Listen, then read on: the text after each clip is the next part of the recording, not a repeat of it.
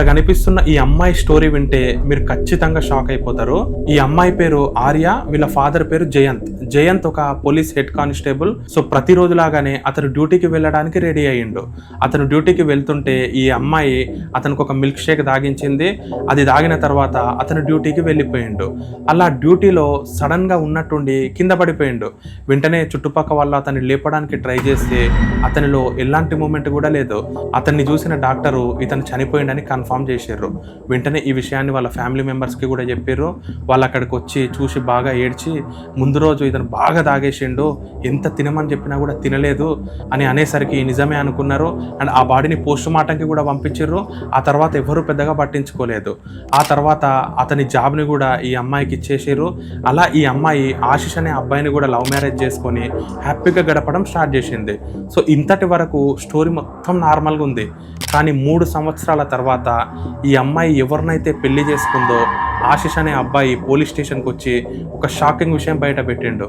అదేంటంటే, సార్ ఆర్య తన father job కోసము నన్ను పెళ్లి చేసుకోవడం కోసమే ఆమె ప్లాన్ చేసి వాళ్ళ ఫాదర్ తాగే మిల్క్ షేక్లో పాయిజన్ కలిపి మరి చంపింది సార్ అని చెప్పిండు. సో అది విన్న పోలీస్ వాళ్ళు కూడా ఒక్కసారిగా షాక్ అయిపోయారు. స్టార్టింగ్లో ఇదంతా అబద్ధం అనుకున్నారు.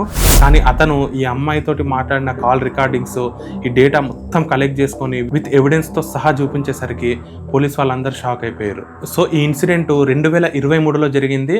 ఆ రోజు చేసిన పోస్ట్ మార్టం రిపోర్ట్స్ని మళ్ళీ కేసుని రీఓపెన్ చేసి అబ్జర్వ్ చేస్తే నిజంగానే అతని బాడీలో పాయిజన్ కూడా దొరికిందని చూపించారు. సో అప్పుడు నెగ్లెక్ట్ చేసి ఇంట్లో వాళ్ళు కూడా ఏం కంప్లైంట్ ఇవ్వలేదు కాబట్టి ఇదంతా ఒక నార్మల్ డెత్ అనుకొని లైట్ తీసుకున్నారు.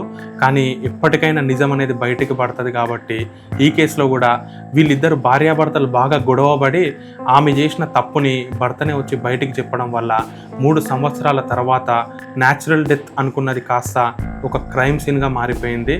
ఆ అమ్మాయి జాబ్ కోసమే, లవ్ కోసమే వాళ్ళ ఫాదర్ని చంపిందని ప్రూవ్ అయింది.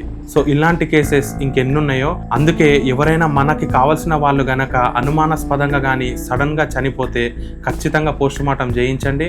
ఆ రిపోర్ట్స్ని కూడా బాగా డీప్గా అబ్జర్వ్ చేయండి. ఆ తర్వాతనే మిగతా కార్యక్రమాలు చేయండి. సో ఇది ఇవాల్టి స్టోరీ.